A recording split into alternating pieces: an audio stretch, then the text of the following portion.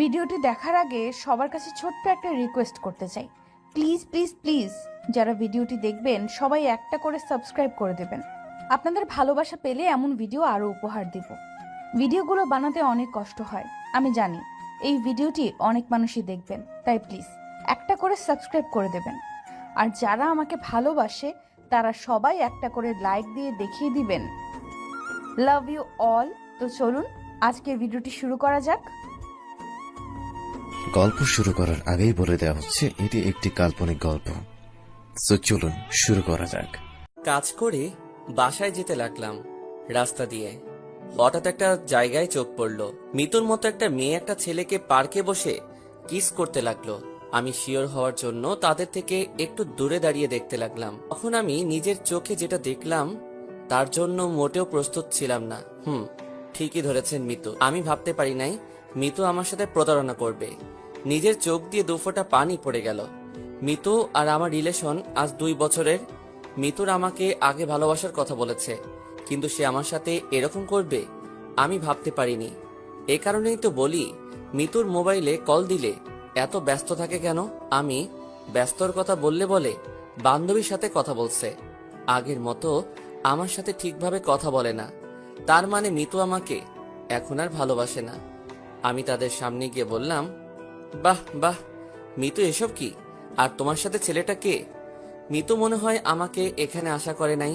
মিতু কোনো কথা বলছে না, তাই আমি আবার বললাম, তোমাকে কি বলছি? ছেলেটা কে? তুমি অসুস্থ? ডাক্তার তোমাকে বাহিরে যেতে মানা করছে, তাহলে তুমি এখানে কেন? তুই কে? আর মিতুর সাথে এভাবে কথা বলছিস কেন? কথাটা ওকে জিজ্ঞেস করো, আমি কে? মিতু ও কে? আর তোমার সাথে এভাবে কথা বলছে কেন? আমি ওকে চিনি না রনি। কোথা থেকে আসে এসব ছোট লোক? আমি জানি না ও আমাকে কিভাবে চেনে। আমি মিতুর কথা শুনে আকাশ থেকে পড়লাম। ও নাকি আমাকে চিনে না।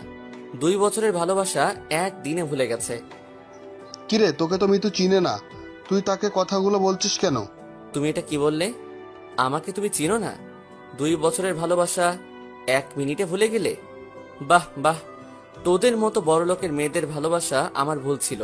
আগে যদি জানতাম তুই আমার সাথে এত বড় প্রতারণা করবি তাহলে তোকে কখনো ভালোবাসতাম না। তুই একটা মিথ্যাবাদী। তুই কখনো কাউকে ভালোবাসতে পারবি না, কারণ তোদের মনে ভালোবাসা নেই, আছে শুধু টাকার অহংকার। রনি, তুমি দাঁড়িয়ে কি দেখছো? ছোট লোকটাকে এখান থেকে মেরে বের করে দাও। আমাকে বাহির করতে হবে না, আমি নিজেই চলে যাচ্ছি। আজ আমার টাকা নেই, গাড়ি বাড়ি নেই, তাই তুমি আমাকে ভুলে অন্য কাউকে ভালোবাসলে। একদিন সময় আসবে এই টাকার জন্য তোমাকে পথে নামতে হবে, কথাটা মনে রাখিস। আর কোনো কথা না বলে পার্ক থেকে বেরিয়ে সোজায় নিজের বাসায় চলে আসলাম। বাসায় এসে ওয়াশরুমে চলে গেলাম। ফ্রেশ হয়ে মোবাইলটা হাতে নিয়ে দেখি রাইসা অনেকগুলো ফোন দিছে, তাই আমি তাকে ফোন দিলাম। ভাইয়া, কেমন আছিস? এই তো ভালো, তুই কেমন আছিস? বাবা মা কেমন আছে? আমরা সবাই ভালো আছি। আম্মু খালি তোর কথা চিন্তা করে। ভাইয়া, প্লিজ তুই বাসায় চলে আয়। না বোন, যেদিন আমি নিজের পায়ে দাঁড়াতে পারবো সেই দিন বাসায় ফিরে যাব। তুই মা বাবার খেয়াল রাখিস। তোর কাছে টাকা পয়সা আছে? না থাকলে আমি পাঠিয়ে দিই। আমার কাছে টাকা আছে, সমস্যা নেই বোন। টাকা লাগলে তোকে ভাইয়া বলবো। ঠিক আছে, ভালো থাকিস। ঠিক আছে, তুইও ভালো থাকিস। ফোন কেটে দিয়ে শুয়ে পড়লাম। ঘুমাতে ঘুমাতে আপনাদের পরিচয়টা দিয়ে দেই। আমি রাসেল, বর্তমানে একটা হোটেলে কাজ করি। আর কিছু জানতে হবে না, গল্পে থাকেন জানতে পারবেন। আর মিতু, ও হচ্ছে বড়লোক বাবার একমাত্র মেয়ে। তার আর আমার 2 বছরের রিলেশন। হোটেলে কাজ করাকালীন তার সাথে আমার প্রেম হয়। সে জানে আমি হোটেলে কাজ করি, তারপরও সে আমাকে ভালোবাসার কথা বলেছে, কিন্তু আমি রাজি হই নাই। তার জোরাজোরিতে লাস্ট পর্যন্ত রাজি হলাম। হোটেলে কাজ করি আজ 2 বছর 3 মাস ধরে। মিতু যদি আমাকে ভুলে অন্য কাউকে ভালোবাসতে পারে তাহলে আমি কেন তাকে ভুলে থাকতে পারবো না? এখন থেকে বড় লোকের মেয়ের সাথে কখনো প্রেম করব না। তো যাই হোক, সকালে ঘুম থেকে উঠে ফ্রেশ হয়ে হোটেলে চলে গেলাম। আগে নাস্তা করে নিলাম, তার কাজ করতে লাগলাম। হঠাৎ ম্যানেজার ডাক দিল। জি আঙ্কেল বলুন। আসলে আমাদের ম্যানেজার অনেক ভালো, হোটেলের সবাই তাকে আঙ্কেল বলেই ডাকে। রাসেল, উত্তর পাশের টেবিলে 2জন কাস্টমার আসছে, তাদের থেকে অর্ডার নিয়ে আসো। জি আঙ্কেল। আমি উত্তর পাশে টেবিলে গিয়ে দেখি 2টা মেয়ে বসে আছে। একজনের চেহারা দেখা যাচ্ছে, কিন্তু আরেকজনের চেহারা দেখা যাচ্ছে না। আমি তাদের বললাম, ম্যাম আপনারা কি খাবেন? আমার কথা শুনে মেয়ে দুটো আমার দিকে তাকালো। আমি একজনকে দেখে অবাক হয়ে গেলাম। কি মনে করছেন মিতু? আরে না, মেয়েটার নাম নাদিয়া। নাদিয়া দেখতে অনেক সুন্দর। আমি আর নাদিয়া একসাথে কলেজে পড়েছি। নাদিয়ারা ছিল অনেক গরিব, তার বাবা কষ্ট করে তার পড়াশোনা চালিয়েছে। কিন্তু নাদিয়া কলেজে কারোর সাথে তেমন কথা বলতো না, কারণ সে গরিব। এ কারণে কারোর সাথে মিশে না। আপনার নাম নাদিয়া না? জি, আমার নাম নাদিয়া। আপনি রাসেল, রাইট? এবং অনেক মেয়ের ক্রাশ ছিলেন। জি, আমি রাসেল, আর আমি এই হোটেলে কাজ করি। তুই ওকে চিনিস নাদিয়া? চিনি। আমি আর উনি একসাথে কলেজে পড়াশোনা করছি। তো আপনি ঢাকা ছেড়ে এখানে কেন? আসলে নাদিয়ার বাবা মারা গেছে, আজ 1 মাস হয়েছে। এখন নাদিয়া পুরো একা হয়ে গেছে। নাদিয়ার সাথে আমার ফেসবুকে পরিচয়। যখন জানতে পারলাম তার বাবা মারা গেছে, তখন তাকে বলি আমার এখানে চলে আসতে। খুব ভালো করছেন। তো আপনার নাম? জি, আমার নাম তিশা। পরিবারে আব্বু আম্মু আর আমি থাকি। আমি একটা অফিসে কাজ করি, তাই দিয়েই সংসার চলে। ও, এবার বলুন কি খাবেন? তারপর তারা অর্ডার দিল। আমি তাদের খাবার এনে দিলাম, কিন্তু নাদিয়ার চেহারার দিকে তাকিয়ে দেখি ও মনে হয় কি চিন্তা করছে। কিছু মনে না করলে একটা কথা বলতে পারি? মনে করার কি আছে বলুন? নাদিয়াকে দেখে মনে হচ্ছে কি চিন্তা করছে। আমাকে একটু বলবেন কি হয়েছে? আসলে নাদিয়াকে আমি যে অফিসে চাকরি করি সেখানে নিয়ে গেছে, কিন্তু বস বলল তাদের নাকি লোক লাগবে না। তাই এখন সে চিন্তা করছে কি করবে। ও, এ কথা। সমস্যা নেই, আমি ওর চাকরির ব্যবস্থা করে দিব। আগে খাবার খেয়ে নাও। আপনি কিভাবে আমার চাকরির ব্যবস্থা করে দিবেন? সেটা আপনাকে ভাবতে হবে না, আগে খাবার খেয়ে নেন। তারপর দুজনে খাবার খেতে লাগলো। খাবার খাওয়া শেষ হওয়ার পর বিল দিতে আসলে আমি বলি, আপনাদের বিল দিতে হবে না, বিল আমি দিয়ে দিছি। আপনি কেন আমাদের বিল দিচ্ছেন? মনে করো বন্ধু হয়ে বন্ধুর বিল দিছি, অন্য সময় নয়, আপনি দিবেন। এখন চলেন। কোথায় যাব? আপনার চাকরির জন্য। ঠিক আছে, চলুন। তারপর হোটেল থেকে বেরিয়ে তাদের একটা অফিসে ঠিকানা দিলাম। আপনারা দুজন এই অফিসে যাবেন, আর তিশা তুমি এই অফিসে চাকরি ছেড়ে দাও। তোমাদের দুজনকে ওই অফিসে চাকরি দিবে। আপনি কি জানেন আমাদের এই অফিসে চাকরি দিবে? সেটা গেলে দেখতে পাবে। আর কোনো কথা নয়, তোমরা এখনই ওই অফিসে চলে যাও। ঠিক আছে। তারা দুজনে একটা রিক্সা নিয়ে অফিসের উদ্দেশ্যে চলে গেল। তারা যাওয়ার পর আমি ফোনটা বের করে রাইসাকে ফোন দিলাম। হ্যালো ভাইয়া, কেমন আছিস? হঠাৎ ফোন দিলি যে? আমি ভালো আছি। শোন, তোকে যে কারণে ফোন দিলাম, বল। তোর কাছে 2টা মেয়ে যাবে। একটার নাম নাদিয়া, আরেকটার নাম তিশা। তাদের অফিসে চাকরি দিয়ে দিবি। ঠিক আছে ভাইয়া, তুই কোনো চিন্তা করিস না, আমি তাদের চাকরি দিয়ে দিব। আর শোন, তাদের বেতন বাড়িয়ে দিবি। আচ্ছা ঠিক আছে। ওকে, ভালো থাকিস, নিজের দিকে খেয়াল রাখিস। ফোনটা কেটে আবার হোটেলে চলে গেলাম। কাজ শেষ করে বাসায় আসতেই হঠাৎ রাস্তায় দিকে একটা মেয়ে পড়ে আছে। আমি মেয়েটার কাছে গেলাম, দেখি মেয়েটার পুরো শরীরে রক্তে রঞ্জিত হয়ে আছে। পাশে মেয়েটার মোবাইল পড়ে আছে। রক্তের কারণে মেয়েটার চেহারা ঠিকমতো দেখা যাচ্ছে না। আশেপাশে কোনো গাড়ি দেখতেছি না। কিছুক্ষণ পর দেখি একটা সিএনজি আসছে এইদিকে। তারপর সিএনজি দাঁড় করিয়ে মেয়েটাকে নিয়ে হাসপাতালে চলে গেলাম। ডাক্তার মেয়েটাকে ভিতরে নিয়ে গেল। আমি বাহিরে অপেক্ষা করতে লাগলাম। কিছুক্ষণ পর ডাক্তার বেরিয়ে এসে বলল, আপনি রোগীর কি হন? আমি কিছুই হই না, রাস্তায় পড়েছিল, তাই আমি তাকে হাসপাতালে নিয়ে আসলাম। ও, আপনি এখনই ও পজিটিভ রক্ত নিয়ে আসেন 2 ব্যাগ। রোগীর শরীর থেকে অনেক রক্ত বের হয়েছে। আমাদের এখানে 2 ব্যাগ আছে, আরো 2 ব্যাগ লাগবে। আপনি এখনই রক্ত ব্যবস্থা করে নিয়ে আসেন, তা না হলে রোগীকে বাঁচানো সম্ভব হবে না। ডাক্তার, আমার রক্ত ও পজিটিভ, আপনি আমার থেকে রক্ত নিন। ঠিক আছে, আপনি আমার সাথে আসুন, আগে আপনার রক্ত টেস্ট করতে হবে।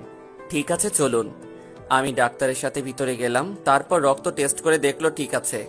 তারপর 2 ব্যাগ রক্ত দিয়ে বেরিয়ে আসলাম। হঠাৎ পকেটের মোবাইলটা বেজে উঠল। আমি আমার মোবাইল বের করে দেখি আমার মোবাইলে কল আসে নাই। মেয়েটার মোবাইলে ফোন আসলো। মোবাইলের উপর তাকিয়ে দেখি আমার জান, হয়তো তার বয়ফ্রেন্ড হবে। আমি ফোনটা ধরলাম। আসসালামু আলাইকুম। ওয়ালাইকুম আসসালাম। তুমি কে? আমার মেয়ে সাদিয়া কোথায়? আসলে আপনার মেয়ে হাসপাতালে ভর্তি আছে। কি হয়েছে আমার মেয়ের? এখন কোন হাসপাতালে আছে? সেটা আমি বলতে পারবো না। আমি আপনার মেয়েকে রাস্তায় দেখি রক্তাক্ত অবস্থায় পড়ে আছে। তারপর তাকে হাসপাতালে নিয়ে আসি, আর আপনার মেয়ে এই হাসপাতালে আছে। ঠিক আছে, আমরা এক্ষুনি আসছি। বলে ফোন কেটে দিল। আমার শরীরটা কেমন দুর্বল লাগছে, তাই আমি কেস কাউন্টারে মোবাইলটা রেখে তাদের বললাম 104 নম্বর কেবিনে রোগীর বাবা আসলে তাকে ফোনটা দিয়ে দিতে। আমার কথা জিজ্ঞেস করলে বলবেন আমি বাসায় চলে গেছি। বলে আমি বাসায় চলে আসলাম। ঘড়ির দিকে তাকিয়ে দেখি রাত 2টা বেজে গেছে, তাই আর দেরি না করে শুয়ে পড়লাম। দেখতে দেখতে 1 মাস চলে গেল। নাদিয়া আর তিশা মাঝে মাঝে আমার সাথে দেখা করে, তাদের সাথে ভালো বন্ধুত্ব হয়ে গেছে। ওই মেয়েটাকে দেখতে গিয়েছিলাম পরের দিন, কিন্তু তার বাবা নাকি মেয়েটাকে নিয়ে গেছে বাসায়। সকালে ঘুম থেকে উঠে ফ্রেশ হয়ে হোটেলে আসার পর আঙ্কেল ডাক দিল। বলুন আঙ্কেল। রাসেল, আমাদের একটা বড় অর্ডার পড়েছে। এই এলাকার এমপির মেয়ের জন্মদিন, তাই আমি চাই সব কিছু তুমি দেখাশোনা করবে, কারণ তোমার থেকে বেশি কেউ বোঝে না। ঠিক আছে আঙ্কেল, আমি সবকিছু রেডি করছি। ঠিক আছে।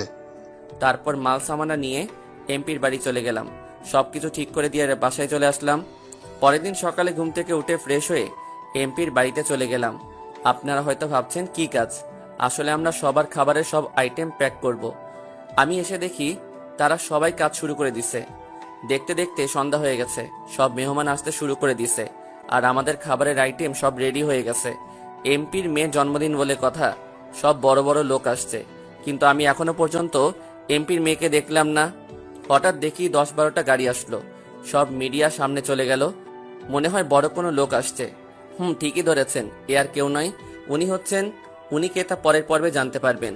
যদি ভালোবাসা বিশেষ কিছুর উপর নির্ভর করে গড়ে ওঠে, তাহলে সেই বিশেষ কিছু হারিয়ে গেলে ভালোবাসাও হারিয়ে যায়। কিন্তু যে ভালোবাসা কোনো কিছুর উপরই নির্ভর করে না, সেটাই চিরজীবনের জন্য থেকে যায়। এটাকেই হয়তো বলে স্বার্থহীন ভালোবাসা। ভালোবাসি বাগানের ঝরে যাওয়া ফুল, ভালোবাসি মেঘলা নদীর কুল, ভালোবাসি উড়ন্ত এক ঝাঁক পাখি, আর ভালোবাসি তোমার ওই 2 নয়নে রাখি। হঠাৎ 10-15টা গাড়ি আসলো, মিডিয়া সব গেটের সামনে চলে গেল। তখন যে গাড়ি থেকে নামছে সে আর কেউ নয়, বর্তমান সিএম, এবং তার সাথে আরেকজনকে দেখে আমি অবাক হয়ে গেলাম। তাকে দেখে আমি একটু আড়ালে চলে গেলাম। আপনারা হয়তো ভাবছেন উনি কে, তাই তো? উনি আর কেউ নয়, বর্তমান মন্ত্রী মোশাররফ চৌধুরী, মানে আমার বাবা। আপনারা হয়তো বলবেন একজন মন্ত্রীর ছেলে হয়ে হোটেলে কাজ করি কেন? সবই জানতে পারবেন, গল্পে থাকেন। আব্বু সবার সাথে কথা বলে ভিতরে আসলো। তারা তাদের বসার জায়গায় গিয়ে বসলো। কিছুক্ষণ পর এমপির মেয়েকে নিয়ে আসলো। আমি তো এমপির মেয়েকে দেখে চোখ ফিরাতে পারছি না। টানা টানা চোখ, ঠোঁটের পাশে একটা তিল আছে, সেটা তার সৌন্দর্যকে আরো দ্বিগুণ করে তুলছে। এক কথায় বলতে গেলে একটা পরী। তার এমপির মেয়ে সিএম এবং মাই ফাদারের সাথে পরিচয় হলো। পরিচয় হওয়ার পর স্টেজের উপর উঠলো। সাদিয়ার বাবা মা সাদিয়ার 2 পাশে দাঁড়ালো। তারপর সাদিয়া কেক কাটলো। সাদিয়া তার মা বাবাকে খাইয়ে দিল। তারপর আমাদের লোক খাবার পরিবেশন করলো। মন্ত্রীর করতে লাগলো। আপনাদের বলে রাখি, আমার মুখে মাস্ক পরেছিলাম বাবাকে দেখার পর। তো যাই হোক, সবাই খাবার খেতে লাগলো। হঠাৎ একটা মেয়ে এসে আমাকে বলল, আপনি এখানে? কেন বলুন তো, আপনি কি আমাকে চিনেন? আপনাকে আমি চিনি না, তবে একটা হোটেলে কাজ করতে দেখেছি। ঠিকই ধরেছেন, আমি হোটেলে কাজ করি। আজকে এমপির বাসায় খাবারের আয়োজন আমরা করতেছি। ওহ, আমি সাথী, এখানে কলেজে পড়ি। আর সাদিয়া আমার বান্ধবী। ও, আমি রাসেল, বর্তমানে হোটেলে কাজ করি। তারপর সাথী আরো কিছুক্ষণ কথা বলে চলে গেল। হঠাৎ আব্বুর হেঁচকি উঠল। আমি একটা মিনারেল ওয়াটার নিয়ে আব্বুকে দিলাম। আব্বু আমাকে ধন্যবাদ দিল। খাবার খাওয়া দাওয়া শেষ হওয়ার পর সবাই চলে গেল। আমরা সবকিছু গুছিয়ে গাড়িতে তুলে নিলাম। সবাই চলে গেছে। আমি কাজের টাকার জন্য অপেক্ষা করতে লাগলাম। হঠাৎ সাদিয়া আমাকে ডাক দিল। জি ম্যাম, বলুন। আপনাকে দেখলাম খাবার পরিবেশন করতে, কিন্তু কারোর সাথে তেমন কথা বলতে দেখলাম না। আপনি কি কথা কম বলেন? জি ম্যাম। আপনার নাম কি? জি, আমার নাম রাসেল, বর্তমানে একটা হোটেলে কাজ করি। ও, তো সবাই তো চলে গেছে, আপনি যান নাই কেন? ম্যাম, আমি কাজের টাকার জন্য দাঁড়িয়ে আছি। আপনার আব্বু বলল আমাকে দাঁড়াতে। ঠিক আছে, আমি আব্বুকে পাঠিয়ে দিচ্ছি। বলে সাদিয়া ভিতরে চলে গেল। সাদিয়ার কথা শুনে বুঝলাম অনেক ভালো মেয়ে। অনেক মেয়ে আছে, টাকা গাড়ি বাড়ি থাকলে অহংকারে ভরা থাকে, কিন্তু সাদিয়ার ভিতরে এগুলো নেই। নিজেই এসে আমার সাথে কথা বলছে। কিছুক্ষণ পর এমপি সাহেব বেরিয়ে আসলো। এসে আমাকে একটা 1.5 লাখ টাকার একটা চেক দিল। তখন আমি বললাম, স্যার, কাজের বিল তো 1 লাখ টাকা, আপনি আমাকে 1.5 লাখ টাকা কেন দিলেন? 50,000 টাকা তোমাদের দিচ্ছি। তোমাদের সবার কাজ এবং সবার খাবারের আইটেম অনেক ভালো হয়েছে, সবাই অনেক সুনাম করেছে, তাই 50,000 টাকা বেশি দিলাম। ঠিক আছে স্যার, আমি তাহলে আসি। ঠিক আছে, যাও। আমি চেকটা নিয়ে হোটেলে চলে আসলাম। এসে ম্যানেজার আঙ্কেলকে চেকটা দিলাম। তারপর কেস থেকে 50,000 টাকা আমাদেরকে বের করে দিল। আমরা লোক ছিলাম 15 জন। সবাইকে টাকা ভাগ করে দিয়ে বাসায় চলে আসলাম। রাইসার সাথে কিছুক্ষণ কথা বলে ঘুমিয়ে গেলাম। এভাবে দেখতে দেখতে আরও কিছুদিন চলে গেছে। সকালে ঘুম থেকে উঠে ফ্রেশ হয়ে হোটেলে চলে আসলাম। কাজ করতে লাগলাম।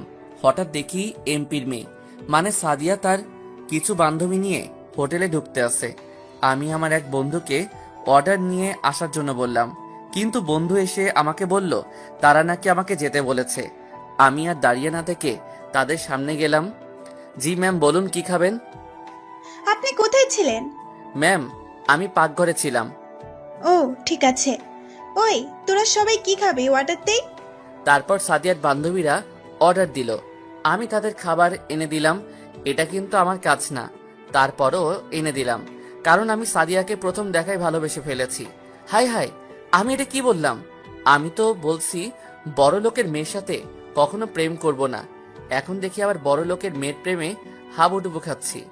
তো যাই হোক, খাওয়া দাওয়া শেষ করে বিল দিয়ে সাদিয়া এবং তার বান্ধবীরা চলে গেছে। একদিন সবাই হোটেলে কাজ করতে আসে। হঠাৎ আঙ্কেল সবাইকে একসাথে হতে বলল। আমরা সবাই একসাথে হলাম। তারপর ম্যানেজার আঙ্কেল বলল, তোমরা তো জানো আমার ছেলে মেয়ে সবাই বাইরে থাকে, আমি আর তোমার আন্টি বাংলাদেশে থাকি। এখন ছেলে মেয়ে বলছে আমাদের দুজনকেও বিদেশে নিয়ে যাবে, তাই আমি এই হোটেলটা বিক্রয় করে দিব। আমি কাগজপত্র সব ঠিক করে রেখেছি, ভালো কোনো অ্যামাউন্ট পেলে বিক্রয় করব। তাই বলছি যতদিন না হোটেল বিক্রি হচ্ছে তোমরা অন্য কোথাও কাজ খুঁজে নাও। যখন আপনার ছেলেরা আপনাকে নিয়ে যেতে চায় বাহিরে, তাহলে তো আর ধরে রাখতে পারবো না। আমি একটা কথা বলি আঙ্কেল। কি কথা বলো? আমি আপনার হোটেলটা কিনতে চাই, তাহলে হোটেলের কেউ কোথাও কাজ খুঁজতে হবে না। বর্তমানে কাজ সহজে মিলে না। যার টাকা আছে তারা ঘুষ দিয়ে চাকরি নিতে পারে, আর যাদের টাকা নাই তারা রাস্তায় রাস্তায় ঘুরতে হয়। তো বলেন আঙ্কেল, কত টাকায় বিক্রি করতে চান হোটেল? তুমি টাকা কোথায় পাবে? আপনার এখানে কাজ করে যা টাকা পাই সবগুলো আমি জমা করে রেখেছি, আর আমার আগের কিছু জমানো টাকা আছে। আপনি বলুন কত টাকা হলে হোটেলটা বিক্রি করবে? আমি বাইরে অন্য কারোর কাছে বিক্রয় করলে বেশি টাকা পাবো, কিন্তু না, আমি তোমার কাছে বিক্রয় করব। আমি জানি তুমি হোটেলটা আরো বড় করতে পারবে। আমি মনে করছি 25 লাখ টাকা হলে বিক্রি করব। তুমি যেহেতু কিনতে চাও তাহলে আমি 20 লাখ টাকাই দিব। ঠিক আছে আঙ্কেল, আপনি কাগজপত্র সব ঠিক করে রাখেন, আমি কালকে এসে সব টাকা দিব। ঠিক আছে। তারপর হোটেলের সবাই আমাকে জড়িয়ে ধরে কান্না করে দিল। তারা বলল আমি যদি হোটেলটা না কিনতাম তাহলে তারা কোথায় যাবে। তাদের আমি বড় উপকার করলাম। তারপর রাতে কাজ শেষ করে বাসায় আসলাম। বাসায় এসে সব টাকা বের করলাম। সব টাকা মিলিয়ে দেখি 15 লাখ টাকার মতো আছে, বাকি আরো 5 লাখ টাকা। তারপর রাইসাকে ফোন দিলাম। ভাইয়া কেমন আছিস? আমি ভালো আছি, তুই কেমন আছিস? আমি ভালো আছি। খাবার খেয়েছিস? খেয়েছি। রাইসা, তোকে যে কারণে ফোন দিলাম, আমার কিছু টাকা লাগবে। কত লাগবে বল, আমি পাঠিয়ে দিব। বেশি না, 5 লাখ টাকা হলে চলবে। আমি তোকে পরে দিয়ে দিব। আমার টাকা লাগবে না, তুই বল কখন লাগবে টাকা। কালকে লাগবে। তুই নাদিয়ার হাতে টাকাটা দিয়ে দিস, সে আমাকে এনে দিবে। ভাইয়া তোকে দেখতে মন চাইছে, প্লিজ ভাইয়া টাকাটা আমি তোর কাছে নিয়ে আসি। তোর মুখটা দেখছি না, অনেক দিন হয়ে গেছে, তুই না করিস না। ঠিক আছে, তোকে আমি একটা ঠিকানা মেসেজ করে পাঠিয়ে দিচ্ছি, তুই কালকে ওখানে চলে আসবি। ঠিক আছে ভাইয়া। আরো কিছুক্ষণ কথা বলে ফোনটা কেটে দিলাম। আমি তোকে প্রতিদিন দেখি বোন, আমি একমাত্র তোর জন্য এখানে পড়ে আছি। তুই জানিস বোন, তোর ক্ষতি করার জন্য কত লোক পড়ে আছে। তোর এই ভাইটা সব সময় তোর পাশে আছে। আমি এখানে পড়ে আছি একমাত্র তোর জন্য। এসব কিছু ভাবতে ভাবতে ঘুমিয়ে গেলাম। রাতে রাইসাকে ঠিকানা মেসেজ করে পাঠিয়ে দিচ্ছি। সকালে ঘুম থেকে উঠে ঠিকানায় পৌঁছে গেলাম। গিয়ে দেখি রাইসা আমার আগে এসে বসে আছে। কেমন আছিস? রাইসা আমাকে দেখে দৌড়ে এসে জড়িয়ে ধরে কান্না করে দিল। আমার চোখ দিয়ে 2 ফোঁটা পানি পড়ে গেল। ভাইয়া তোকে ছাড়া কেমনে ভালো থাকি বল, যে ভাইটার সাথে সবসময় দুষ্টুমি করতাম যে ভাইটার মুখ না দেখে আমি থাকতে পারতাম না, সে আমি কি করে ভালো থাকি? বোন, সময় হলে আবার তোদের কাছে ফিরে যাব। আগে আমি নিজের পায়ে দাঁড়িয়ে নেই, আব্বুকে দেখিয়ে দিব আমিও পারি। আমি প্রতিদিন নামাজ পড়ে আল্লাহর কাছে দোয়া করি তুই যেন নিজের পায়ে দাঁড়িয়ে সবার সামনে আসতে পারিস। এখানে 10 লাখ আছে, প্লিজ ভাইয়া বেশি টাকাগুলো ফিরিয়ে দিস না। ঠিক আছে, তুই জিজ্ঞেস করবি না টাকাগুলো কেন চাইছি? আমি জানি ভাইয়া তুই খারাপ কাজে টাকা খরচ করবি না, তাই বলার প্রয়োজন মনে করিনি। আমি টাকাগুলো নিছি এই কারণে আমি একটা হোটেল কিনছি। তারপর আঙ্কেলের কাহিনী সব খুলে বললাম। ভালো করছিস, দেখবি তুই এই হোটেল নিয়ে অনেক বড় উপরে উঠবি, আমার বিশ্বাস। তাই যেন হয় বোন। এখন তুই অফিসে চলে যা। আর একটু থাকি না ভাইয়া? না বোন, পরে আবার তোকে ডাকবো ভাইয়া। আর বাবা মা কেমন আছে? বাবা তো সারাদিন বাহিরে থাকে, আমার সাথেও তেমন কথা বলে না। আম্মু তো বাসায় একা একা মন মরা হয়ে বসে থাকে। আমি তো অফিসে থাকি, অফিস শেষ করে বাসায় গিয়ে আম্মাকে কিছুক্ষণ সময় দিই। ও ঠিক আছে, তুই এখন চলে যা, আমি এখন হোটেলে যেতে হবে। ঠিক আছে ভাইয়া, নিজের শরীরের যত্ন নিস। রাইসা গাড়ি নিয়ে চলে গেল। আমি দাঁড়িয়ে না থেকে হোটেলে চলে আসলাম। হোটেলে এসে আঙ্কেলকে টাকা দিয়ে সব কাগজপত্র বুঝিয়ে নিলাম।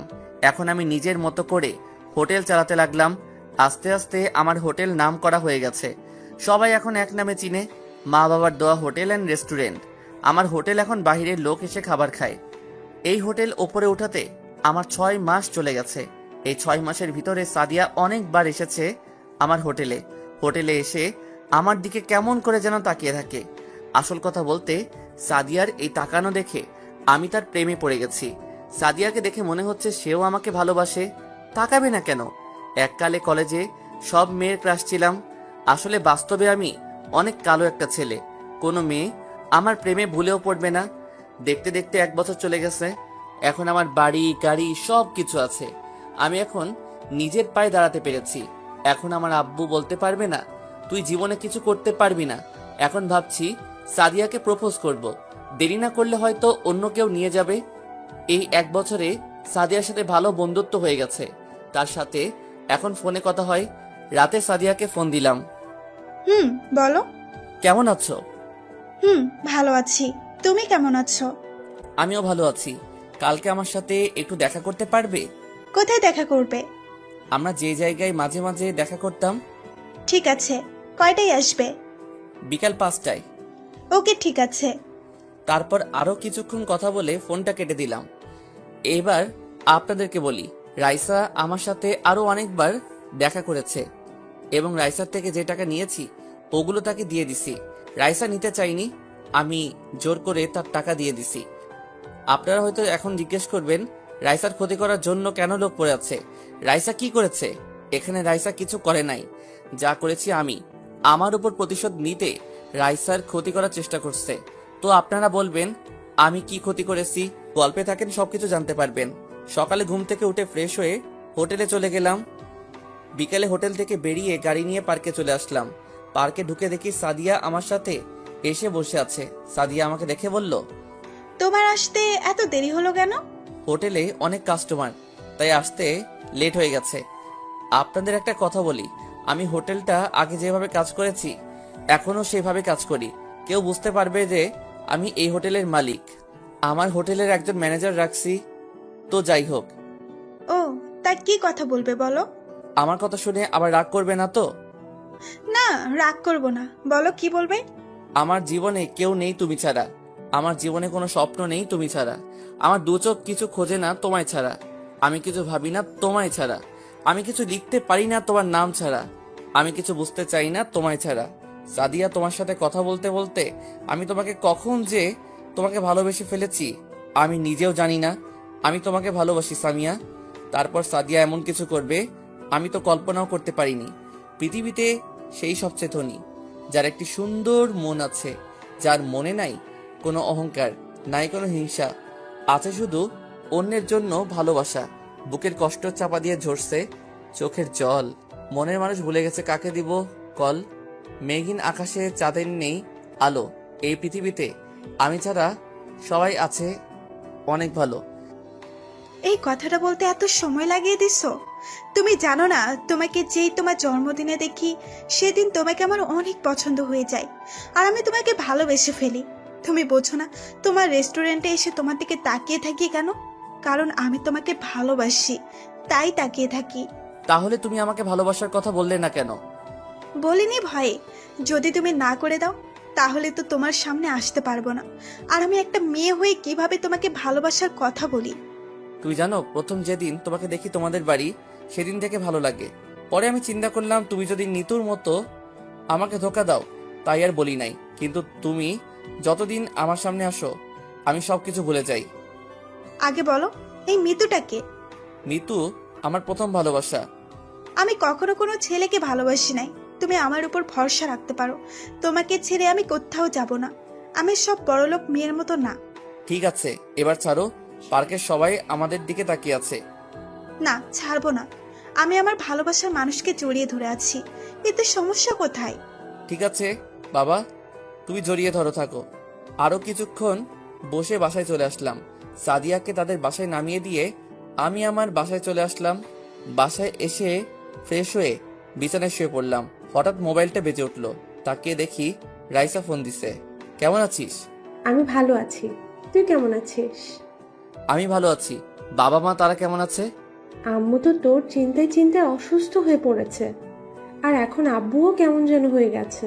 কি করব বল, আমার আরো কিছু কাজ বাকি আছে। কাজ শেষ করে বাসায় ফিরে আসবো। প্লিজ ভাইয়া, তুই বাসায় ফিরে আয়। সময় হলে অবশ্যই ফিরে আসবো। তুই আব্বু আম্মুর খেয়াল রাখিস। আর তোকে যে কারণে ফোন দিছি সেটাই তো বলা হয়নি। কি কথা বল? আজকে আমাকে দেখতে এসেছে। ছেলে আমেরিকা থাকে, আমাকে তাদের পছন্দ হয়েছে। আর ছেলে নাকি আব্বুর বন্ধুর ছেলে। ছেলে অনেক ভালো, বিয়ের পর আমাকে আমেরিকা নিয়ে যাবে। তাহলে তো ভালোই। তো দিন তারিখ কবে ঠিক করবে? আকাশ আজকে রাতে বাংলাদেশ আসবে, কালকে এসে আন্টি পড়িয়ে দিবে, 3 তারিখ ঠিক করবে। তুই এই বিয়ে করিস না রাইসা। কেন ভাইয়া? কারণ তোকে একজন মানুষ অনেক আগে থেকে পছন্দ করে এবং ভালোবাসে। মানুষটাকে? আর তার নাম কি? তাকে তুই চিনিস, সে হচ্ছে রাফি। কোন রাফি? তোর বন্ধু রাফির কথা বলছিস? হুম। কই, রাফি ভাইয়া তো আমাকে কিচ্ছু বলেনি। সে বলে নাই আমার কারণে। যদি আমি তার সাথে বন্ধুত্ব নষ্ট করে দেই, সেই ভয়ে তোকে বলতে পারে না। তুই জানলি কিভাবে যে রাফি আমাকে ভালোবাসে? আমি একদিন রাফির বাসায় গিয়ে তার রুমে বালিশের নিচে একটা ডায়েরি পাই। তারপর ডায়েরি খুলে দেখি তোর ছবি ডায়েরির ভিতরে। তারপর আমি ডায়েরিটা পড়ে জানতে পারলাম তোকে সে কলেজে দেখে ভালোবেসে ফেলে। তো এখন আমি করব, তুই বল। তুই এখন আব্বু আম্মুকে বলে দে তুই একজনকে ভালোবাসিস। তুই তার বন্ধুর ছেলেকে বিয়ে করতে পারবি না। এই কথা বললে আব্বু অনেক কষ্ট পাবে ভাইয়া। সেটা নিয়ে তোকে চিন্তা করতে হবে না, আমি ওটা দেখে নিব। আচ্ছা ঠিক আছে। আরো কিছুক্ষণ কথা বলে ফোনটা কেটে দিলাম। আমি জানি আব্বু রাইসাকে অনেক ভালোবাসে। রাইসার সুখের জন্য আব্বু সব করতে পারে। আমাকে ভালোবাসে না তা নয়, আমাকেও ভালোবাসে, শুধু আমার উপর অভিমান করে আছে। রাতে একজনের সাথে কিছু কথা বলে ঘুমিয়ে পড়লাম। এভাবে দেখতে দেখতে আরো 10-15টা দিন চলে গেল। আব্বু প্রথমে রাইসার অমন অবস্থায় অভিমান করেছে, কিন্তু অভিমান করে বেশি দিন থাকতে পারে নাই। আব্বু রাফিকে তার বাবা মাকে নিয়ে বাসায় যেতে বলছে। আপনাদের বলি, রাফিদের 2টা কোম্পানি আছে, একটা তার বাবা দেখে, আরেকটা রাফি। রাফিকে আব্বু আম্মুর সবার পছন্দ হয়েছে। তারা সামনে শুক্রবার বিয়ের দিন ঠিক করেছে। হাতে সময় আছে 3 দিন। আব্বু তার বন্ধুকে বুঝিয়ে বলছে। এরপর আর কিছু বলে নাই। এখানেও একটা রহস্য আছে, পাশে থাকেন জানতে পারবেন। এবার আপনাদের বলি আব্বুর সাথে আমার কি হয়েছে। আপনাদের বলি, আব্বু মন্ত্রী পদে এসে টাকার নেশা তার ভিতরে ঢুকে যায়। যারা সরকারি চাকরি নিতে আসে তাদের থেকে তাদের একটা চাকরি দেয়। এটা নিয়ে আব্বুর সাথে তর্ক বিতর্ক সৃষ্টি হয়। এরপর আব্বু আমাকে বলে, পারলে টাকা কামিয়ে দেখা, অনেক পরিশ্রম এবং টাকা খরচ করে মন্ত্রী পদ পেয়েছি, আমাদের মতো পরিশ্রম করে টাকা কামিয়ে দেখা। আমি টাকা কমিয়ে ঠিকই দেখাবো, তবে তোমার মতো হারাম টাকা না। আমি হালাল টাকা কামিয়ে তোমাকে দেখাবো। তুই যদি হালাল টাকা কামিয়ে আমার সামনে আসতে পারিস তাহলে আমি হারাম খাওয়া ছেড়ে দিব। তারপর আর কি, বাসা থেকে বেরিয়ে হোটেলে কাজ নিলাম। তারপর কি হলো আপনারা তো জানেন। পরের দিন সকালে উঠে আর রেস্টুরেন্টে যাইনি, কারণ আমি বাড়িতে যাব। রাইসা সোজা বলে দিছে আমি যদি না যাই তাহলে সে বিয়ে করবে না।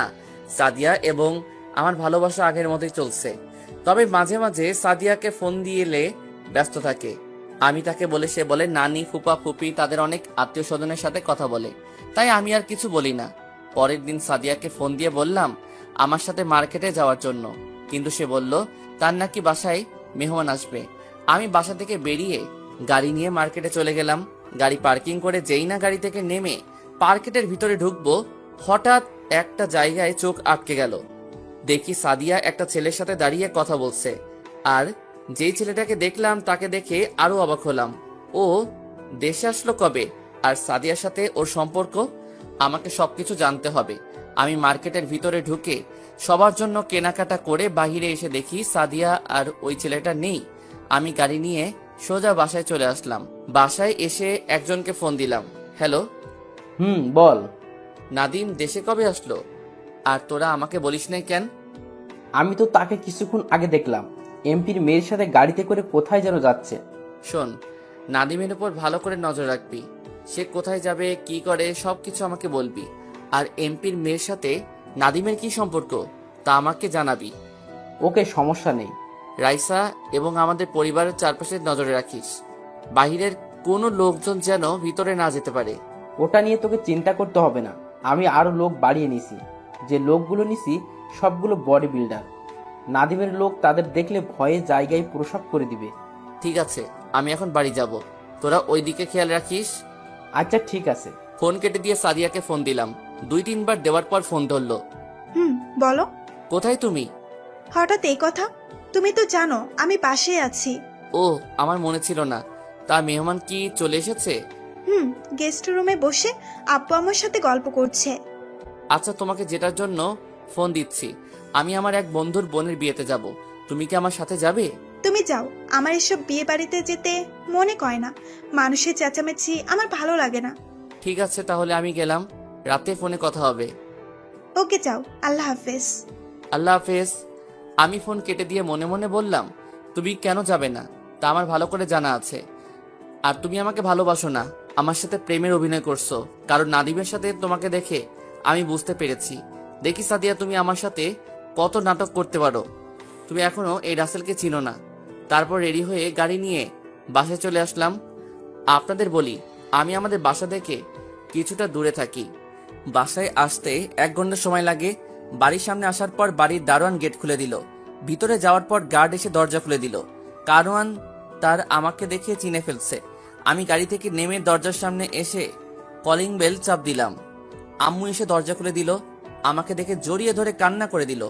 মায়ের চেহারা আগের থেকে অনেক শুকিয়ে গেছে, কারণ মা আমাকে অনেক ভালোবাসে। আমি মায়ের চোখের পানি মুছে দিয়ে বললাম, আম্মু কান্না করো না। তুই আমাদের ছেড়ে কিভাবে থাকলি? তোর একবারও কে মায়ের কথা মনে পড়ে নাই? তুই জানিস না তোকে আমি কত ভালোবাসি? আম্মু, তোমাকে প্রতিদিন মনে পড়ে। আব্বুর কথা রাখতে আমি বাড়ি থেকে বের হয়ে গেছি। আজ আমি বাবার কথা রাখতে পেরেছি। এখন আমি নিজের পায়ে দাঁড়িয়েছি। আমি হালাল টাকা কামিয়ে আজ আমি টাকা পয়সার মালিক হয়েছি। ঠিক আছে, এখন ভিতরে আয়। চলো। আব্বু কোথায়? তোর আব্বু একটা জনসভায় গেছে, কিছুক্ষণের মধ্যেই চলে আসবে। ওহো, আমার কলিজা কোথায়? ওর রুমে আছে, যা গিয়ে দেখা করে দুজনে ফ্রেশ হয়ে নিচে আয়, আমি টেবিলে খাবার দিচ্ছি। ঠিক আছে আম্মু। বলে আমি রাইসার রুমে চলে আসলাম। এসে দেখি বোন আমার রাফির সাথে মোবাইলে হেসে হেসে কথা বলছে। বাহ বাহ, বিয়ে না হতেই এত কথা। না জানি বিয়ের পর কি করবি। আমাকে তার রুমে দেখে ফোনটা কেটে দৌড়ে এসে জড়িয়ে ধরে কান্না করে দিল। এই পাকলি, কান্না করিস কেন? তুই আসবি, আমাকে বললি না কেন? বলে দিলে তো আর সারপ্রাইজ দিতে পারতাম না। আমি অনেক খুশি হয়েছি ভাইয়া, তুই আবার ফিরে এসেছিস। ঠিক আছে, এখন ফ্রেশ হয়ে নাও, দুজনে একসাথে খাবার খাবো। ঠিক আছে ভাইয়া, আমি এখনই ফ্রেশ হয়ে আসছি। রাইসা ফ্রেশ হতে চলে গেল। আমি আমার রুমে চলে আসলাম। রুমটা কি সুন্দর করে সাজিয়ে রেখেছে। আমি ওয়াশরুমে ঢুকে ফ্রেশ হয়ে নিচে চলে আসলাম। কিছুক্ষণ পর রাইসা এসে আমার পাশে বসলো। আব্বু বলল সে নাকি আমাকে নিজের হাতে খাইয়ে দিব। রাইসা বলল তাকেও খাইয়ে দিতে। আম্মু রাইসাকে আর আমাকে খাইয়ে দিল। খাবার খেয়ে রুমে চলে আসলাম।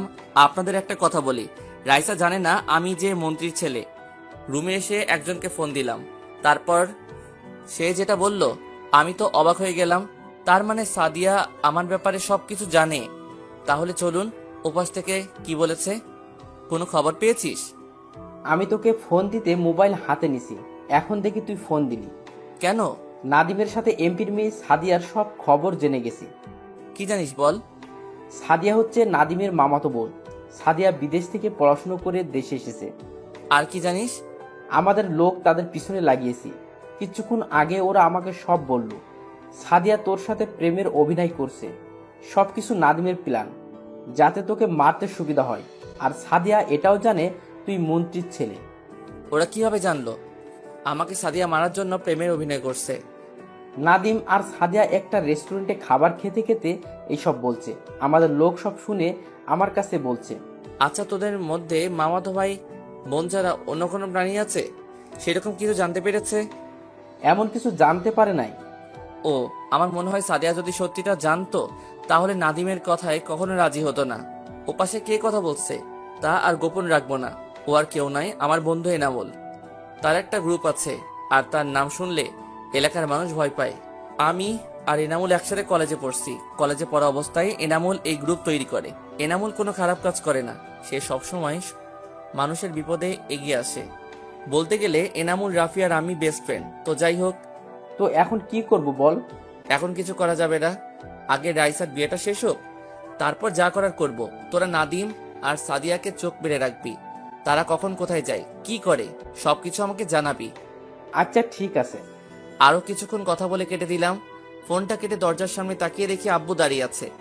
আব্বু কি এনামুল আর আমার কথা শুনে ফেলেছে? মনে মনে বললাম, আব্বু কেমন আছো? আমি ভালো আছি, তুই কেমন আছিস? আমিও ভালো আছি। আর আমি তোমার কথা রেখেছি। আমি এখন হালাল টাকা উপার্জন করি। দেশের টাকা দিলে এখন আমার সব কিছু আছে। ভালো। তা এখন কি করিস? মা বাবার দোয়া হোটেল অ্যান্ড রেস্টুরেন্ট, এদের নাম শুনেছো? শুনেছি। রেস্টুরেন্টটা বাংলাদেশের একটা বিখ্যাত হোটেল। ওটাই বাইরে থেকে মানুষ এসে খাবার খায়। ঠিকই শুনেছো, ওটার মালিক আমি। ও। আর কিছু না বলে আব্বু চলে গেল। আমি মনে মনে বলতে লাগলাম, আব্বুর তো কোনো রিয়াকশন দেখলাম না।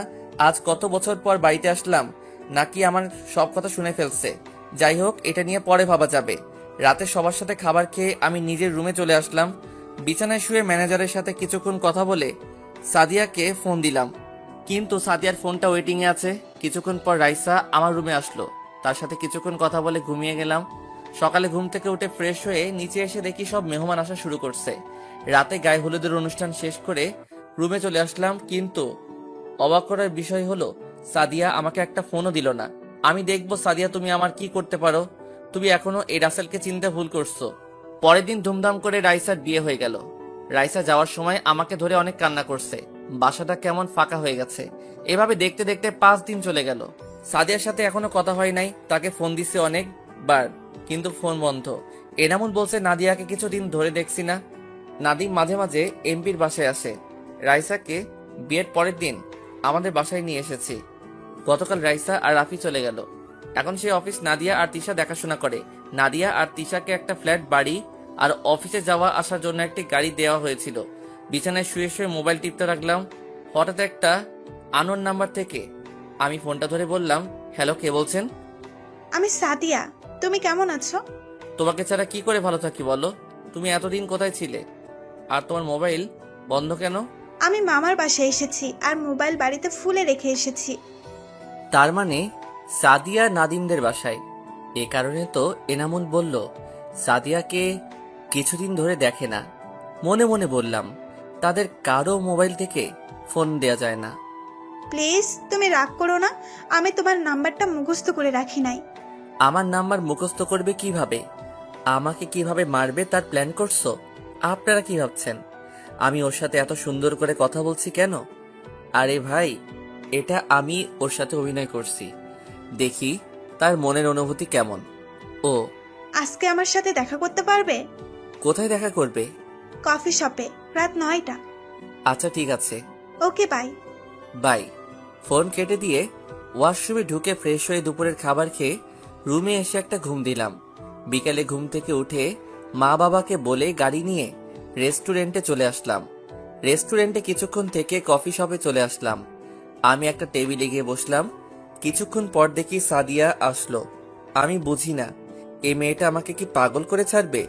সাদিয়াকে আজকে এত সুন্দর লাগছে যা বলে বোঝাতে পারবো না, কিন্তু ওর এই রূপের পিছনে যে কত বড় শয়তান লুকিয়ে আছে সেটা একমাত্র আমি জানি। একটু দাঁড়াও তো। কেন? তোমাকে বলছে দাঁড়াতে। আমি আর কোনো কথা না বলে দাঁড়িয়ে গেলাম। দাঁড়ানোর সাথে সাথে সাদিয়া আমাকে জড়িয়ে ধরলো। এই, তুমি কি করছো? সবাই তাকিয়ে আছে। দেখলে দেখুক, আমার কিছু যায় আসে না। কতদিন পর তোমার সাথে দেখা, তাই তোমাকে জড়িয়ে ধরলাম। ঠিক আছে, এবার ছাড়ো। হুম। সাদিয়া আমাকে ছেড়ে দিয়ে একটা চেয়ার টেনে বসলো। দুজনে কফি খেতে খেতে কথা বলছি। কফি খাওয়া শেষ করে বাহিরে আসার পর সাদিয়া বলল, আমাকে একটু বাসায় নামিয়ে দিয়ে আসো, আজকে আমি গাড়ি নিয়ে আসি নাই। ঠিক আছে, আসো। তারপর দুজনে গাড়িতে উঠে যেতে লাগলাম। সাদিয়া আমার ঘাড়ে মাথা দিয়ে রাখলো। সাদিয়ার দিকে তাকালে বোঝা যায় সে কিছু জানে না। গাড়ি চালাতে চালাতে হঠাৎ দেখি 2-3টা গাছের গুড়ি রাস্তার মাঝখানে পড়ে আছে। আমি সাদিয়ার দিকে তাকিয়ে দেখি ঘুমিয়ে পড়েছে। আমি তাকে সিটে সুন্দর করে রেখে একটা মুচকি হাসি দিয়ে গাড়ি থেকে বের হয়ে আসলাম। গাড়ি থেকে নামার সাথে সাথে আমার চারপাশে কিছু ছেলে ঘেরাও করে ফেলছে। তাদের হাতের দিকে তাকিয়ে দেখি লাঠি, ছুরি আরও ইত্যাদি সামগ্রী। তোরা আমাকে এভাবে ঘেরাও করছিস কেন? আমি বলছি তাই। ওহ, তুই? আমি তোকে আর তোর বোনকে মারতে আমি অনেক লোক পাঠিয়েছি, কিন্তু তারা কিছু করতে পারে না। তোদের মারতে গিয়ে আমার অনেক লোক মার খেয়েছে। তুই এখন আমাকে মারবি? সেটা তুই কখনো পারবি না, কারণ তুই এই রাসেলকে এখনো চিনতে পারিস নাই। আমার কোনো দোষ নেই, তারপর তুই আমাকে মারতে আসলি। তোর কারণে আমার একমাত্র বোন গলায় দড়ি মরেছে, তারপরে তুই বলছিস তোর কোনো দোষ নেই। আমি তো তোর বোনকে গলায় দড়ি দিতে বলি নাই। আমি তাকে শুধু বলছি ওকে আমি ভালোবাসতে পারবো না। তুই আমার বোনকে ভালোবাসিস নাই কেন? ওর কোন দিক দিয়ে কম ছিল? চেহারায়, গাড়ি বাড়ি সবকিছুই তো ছিল। তোর বোনকে আমি ভালোবাসি নাই এই কারণে যে তোর বোন ছিল একটা অহংকারী মেয়ে। তোর বোন গরিবকে মানুষ মনে করতো না, তাদের উপর অন্যায় অত্যাচার করত। এই কারণে তুই অনেক বড় ভুল করে ফেলেছিস। এখন তোকে মেরে আমার বোনের হত্যাকারীর প্রতিশোধ নিব। সেটা তুই কখনো পারবি না। ও মা, তাই নাকি? তাই জানো। আমার হাতে এটা কি দেখছিস? তোর কারণে আমার মামাতো বোন রিয়া গলায় দড়ি দিছে। তোকে আমি বাঁচিয়ে রেখি কিভাবে? এবার আমি বলি, তুমি শোনো। আমি জানি সাদিয়া তুমি আমাকে ভালোবাসো নাই, আর তুমি এটাও জানো আমি একজন মন্ত্রীর ছেলে। আমাকে মারার জন্য তুমি আমার সাথে প্রেমের অভিনয় করছো। ঠিকই ধরেছিস। আমি কখনো তোকে ভালোবাসি নাই। আমি বিদেশ থেকে পড়াশোনা শেষ করে বাড়িতে আসার পর নাদিম আমাকে সবকিছু খুলে বলেছে। তারপর আমি তোকে মারার প্ল্যান করি। আমার জন্মদিনে তোকে দেখে আমি তো অবাক হয়ে গেলাম। তারপর তোর সাথে নিজেই গিয়ে কথা বললাম। তোর রেস্টুরেন্টে গিয়ে তোর দিকে তাকিয়ে থাকতাম যেন তুই বুঝতে পারিস আমি তোকে পছন্দ করি। পরে তুই নিজেই এসে আমাকে ভালোবাসার কথা বলছিস। তোকে মারার জন্য অনেক প্ল্যান করছি, কিন্তু কোনো কাজ হয় নাই। তারপর নাদিমকে ফোন দিয়ে দেশে আসতে বললাম। তোকে চিনতে পেরেছি। নাদিম আমাকে তোর একটা ছবি পাঠিয়েছে। তোর বোনকে মারতে চেয়েছি, কিন্তু তোর বোনের চারপাশে তুই লোক লাগিয়ে রেখেছিস, তাই তাকে কিছু করতে পারি নাই। এখন তোকে মারবো, তারপর রিয়ার আত্মা শান্তি পাবে। বলে আমাকে গুলি করে দিল। আমি তাকিয়ে দেখি নাদিম আমাকে গুলি করছে। সাদিয়া দাঁড়িয়ে দাঁড়িয়ে হাসতে আছে। কিন্তু অবাক করার বিষয় হলো এনামুল আর তার লোকের কি হলো? তাদের তো আমি গাড়িতে থাকতে লোকেশন দিয়ে দিছি। আমি মাটিতে পড়ে গেলাম। মা, বাবা, রাইসার চেহারা চোখের সামনে ভাসতে লাগলো। আর বুঝি তাদের দেখব না। আস্তে আস্তে চোখ বন্ধ হয়ে গেল।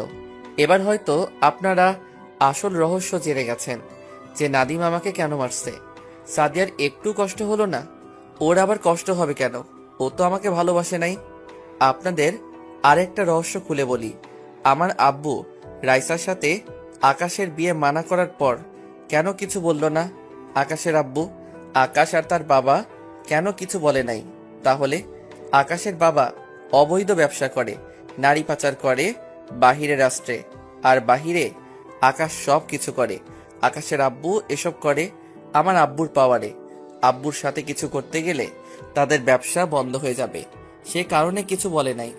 মনে পড়ে তোমাকে যখন থাকি নীরবে ভাবি, শুধু তোমাকে সবসময় অনুভবে স্বপ্নে দেখি, তোমাকে চোখের প্রতি পলকে আপন ভাবি, তোমাকে আমার প্রতি নিঃশ্বাসে ও বিশ্বাসে। তুমি সেই স্বপ্ন পড়ি যাকে নিয়ে স্বপ্ন দেখি, তুমি সেই অনুভূতি যাকে আমার মন অনুভব করে, তুমি সেই প্রেমিকা যার ভালোবাসার ছন্দ প্রেমিক আমি। চোখ খুলে দেখি আমার পাশে একজন মায়ের বয়সী মহিলা বসে আছে। চারপাশে তাকিয়ে দেখি আমি একটা হাসপাতালের কেবিনে আছি। আমাকে চোখ খুলতে দেখে মহিলাটি আমাকে জড়িয়ে ধরে কান্না করে দিল আর বলতে লাগলো, বাবা রাসেল, তোর জ্ঞান ফিরেছে? আজকে 3 দিন পর তোর জ্ঞান ফিরেছে। আপনি কে? আমি তো আপনাকে চিনতে পারছি না। কি বলছিস তুই? আমি তোর মা। আমি আপনাকে চিনতে পারছি না। মহিলাটি ডাক্তারকে ডাকতে শুরু করলো। কিছুক্ষণ পর একজন ডাক্তার কেবিনে আসলো। দেখেন ডাক্তার, আমার ছেলে আমাকে চিনতে পারছে না। দেখি, আপনি একটু সরুন, আমি দেখছি। ডাক্তার আমাকে ভালো করে দেখে বলল, যেটা ভেবেছিলাম সেটাই হয়েছে। আপনার ছেলে স্মৃতিশক্তি হারিয়ে ফেলেছে। তাকে গুলি করার পর মাথায় আঘাত করা হয়েছে, তাই আপনার ছেলে অতীতের সবকিছু মনে করতে পারছে না। কি বলছেন ডাক্তার?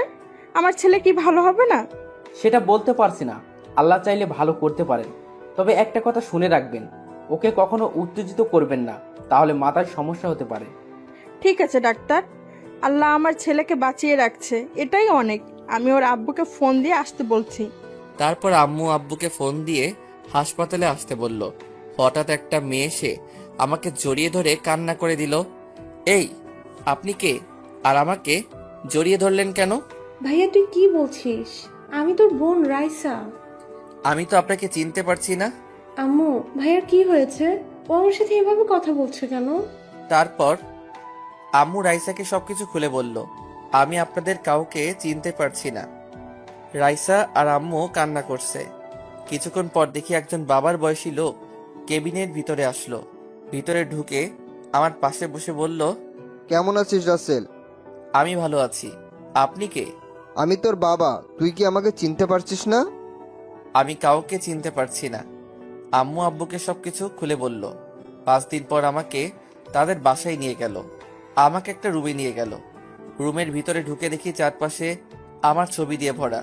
আচ্ছা, ওই ছেলেটাকে দেখতে একেবারে আমার ওটা তুই বাবা। তোর স্মৃতিশক্তি হারিয়ে গেছে, তাই তুই কাউকে চিনতে পারিস নাই। তুই আস্তে আস্তে সব অতীত মনে করতে থাক, দেখবি সব কিছু মনে পড়বে। আমি অতীত মনে করতে লাগলাম, কিন্তু আমার কিছুই মনে পড়ছে না। হঠাৎ মাথা ব্যথা শুরু হয়ে গেল। আমি বিছানায় বসে পড়লাম। আমি কিছুই মনে করতে পারছি না। আমার মাথা প্রচুর ব্যথা করছে।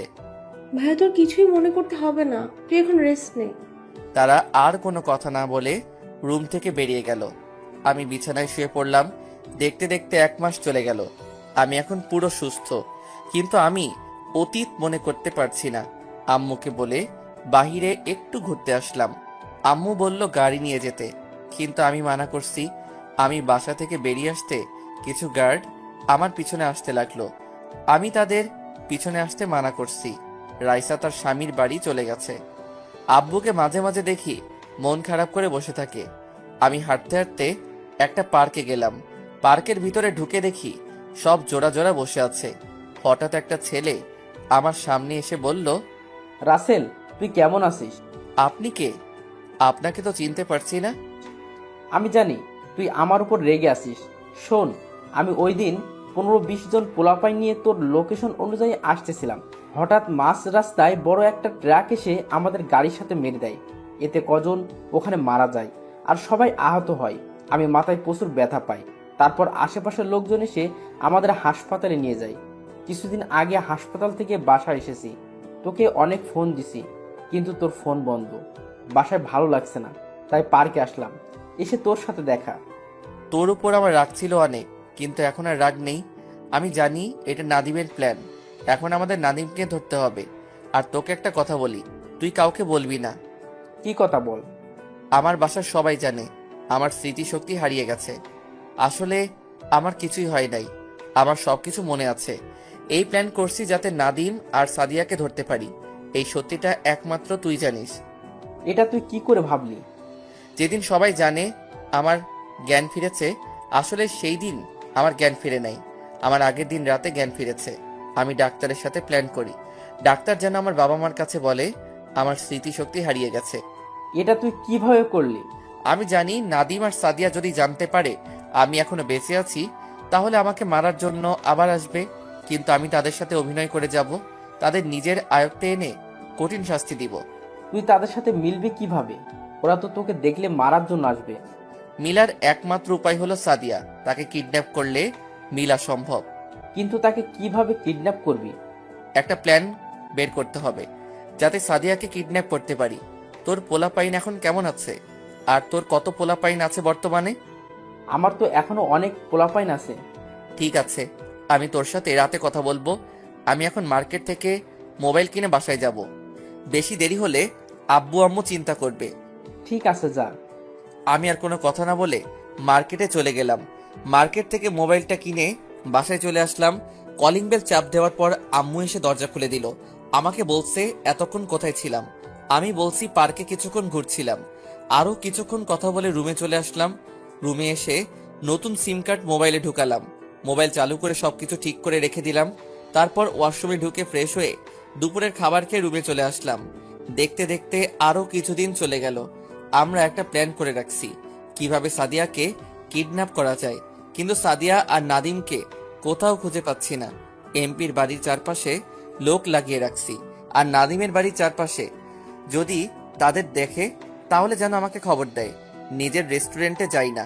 আমাকে রেস্টুরেন্টে যদি নাদিমের লোক দেখে তাহলে সমস্যা হতে পারে, কিন্তু ম্যানেজারের সাথে আমি ফোনে কথা বলি। নিজের রেস্টুরেন্টে যাই না।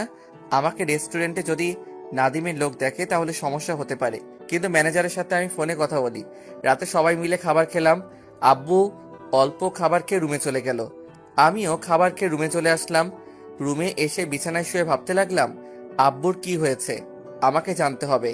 কিছুক্ষণ পর পানির পিপাসা পেয়েছে, তাই রুম থেকে বেরিয়ে আব্বু আম্মু রুমের সামনে যেতেই আব্বু আম্মু কি বিষয় নিয়ে কথা বলছে, তাই আমি দরজার পাশে দাঁড়িয়ে শুনতে লাগলাম।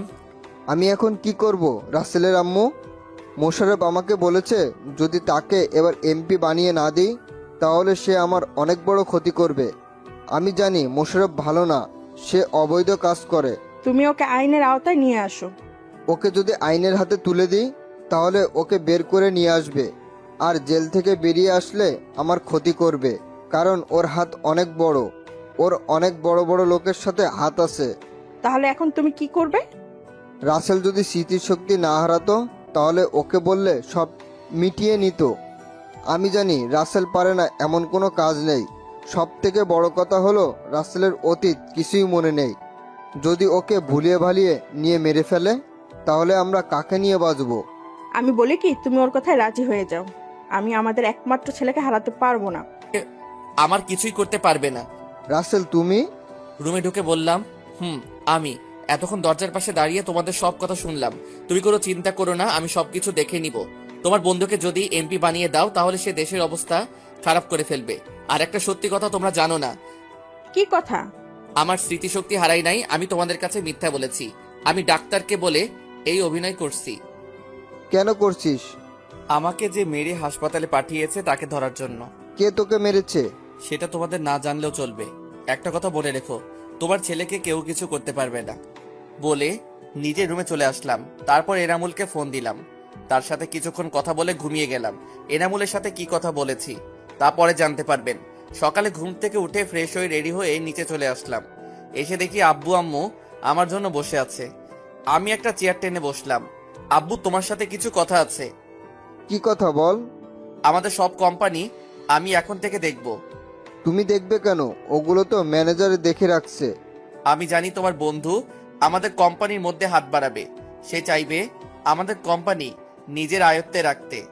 তুই যেটা ভালো মনে করিস কর, আমি তো দেশের কাজ করেই সময় পাই না। ঠিক আছে আব্বু। তারপর নাস্তা করে বাহিরে এসে গাড়ি নিয়ে প্রথমে রাইসা যে অফিস চালাতো আগে সেই অফিসে গেলাম। অফিসের ভিতরে ঢোকার সাথে সাথে সবাই দাঁড়িয়ে সালাম দিল। সবাইকে বসতে বলে নিজের কেবিনে চলে গেলাম। চেয়ারে বসে নাদিয়া তিশাকে আমার কেবিনে আসতে বললাম। কিছুক্ষণ পর ওরা দুজনে আমার কেবিনে অনুমতি নিয়ে ঢুকলো। বসো। কেমন আছেন স্যার? প্রথমে আমাকে স্যার বলা যাবে না, আমাকে তুমি করে এবং নাম ধরে ডাকবে। ঠিক আছে।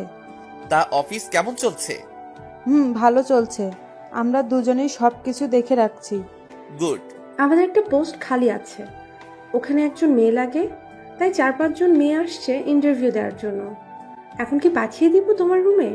ঠিক আছে, একজন করে পাঠিয়ে দাও। আমি বেশি সময় দিতে পারবো না, সবগুলো কোম্পানিতে যেতে হবে। ঠিক আছে, আমরা পাঠিয়ে দিচ্ছি। নাদিয়া আর তিশা কেবিন থেকে বেরিয়ে একজন করে পাঠিয়ে দিতে লাগলো। 4 জনের ইন্টারভিউ নেওয়া শেষ, এখন একজন বাকি। আমি মাথা নিচু করে ফাইলের কাজ করতে আসি। May I come in sir? আসুন, আপনার সার্টিফিকেট গুলো দেন। যেই না মেয়েটার থেকে সার্টিফিকেট গুলো নিব, তার দিকে তাকিয়ে আমি তো অবাক হয়ে গেলাম। কি ভাবছেন সাদিয়া? আরে না, মিতু, যে মেয়ে আমাকে ধোকা দিয়ে অন্য ছেলেকে ভালোবাসলো। রাসেল, তুমি? How dare you!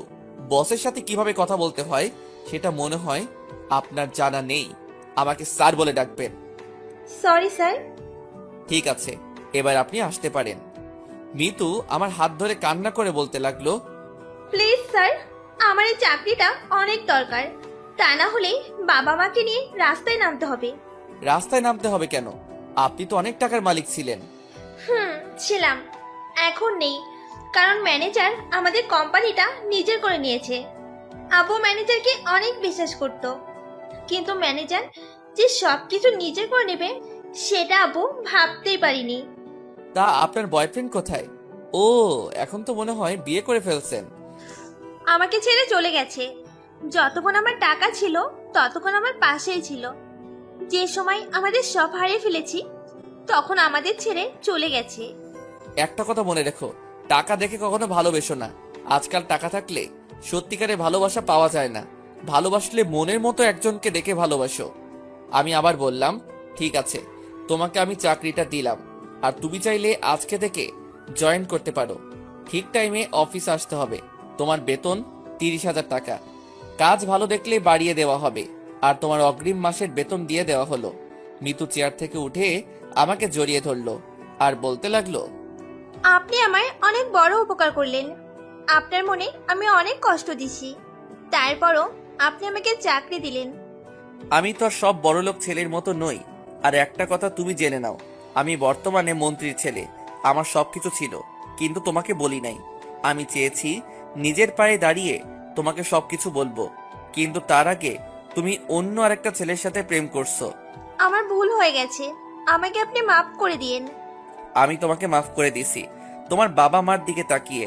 ঠিক আছে, এখন কি কাজ করবে, নাকি বাসায় চলে যাবে? বাসায় যেতে হবে, আব্বুর জন্য ঔষধ নিয়ে যেতে হবে। কি হয়েছে তোমার আব্বুর? আব্বু অনেক অসুস্থ, ডাক্তার বলেছে দেশের বাইরে নিয়ে গেলে ভালো হয়ে যাবে, কিন্তু আমাদের দ্বারা সম্ভব না দেশের বাইরে নিয়ে চিকিৎসা করানো। আব্বুর মাথায় টিউমার ধরা পড়েছে। কত টাকা লাগবে তোমার বাবার চিকিৎসা করতে? ডাক্তার বলেছে 30 লাখ টাকা লাগবে। ঠিক আছে, আমি পরে তোমার সাথে কথা বলবো। আমাদের আরো কোম্পানি আছে, ওগুলো দেখে আসতে হবে। আমি এখন আসি। বলে অফিস থেকে বাহিরে এসে গাড়ি নিয়ে সবগুলো কোম্পানি ঘুরে বাসায় যেতে লাগলাম। হঠাৎ একটা জায়গায় চোখ পড়লো, সাদিয়ার মতো একটা মেয়ে আরো কিছু মেয়ের সাথে শপিং মলে ঢুকতেছে। আমি গাড়িটা শপিং মলের সামনে পার্কিং করে ভিতরে ঢুকালাম। পুরো শপিং মল খুঁজলাম, কিন্তু তাদেরকে দেখতে পেলাম না। আর তারপর শপিং মল থেকে বেরিয়ে এসে গাড়ির ভিতরে ঢোকার সাথে সাথে একটা গাড়ির ভিতরে ঢুকে আমার মাথার পিছন দিয়ে গুলি ধরলো।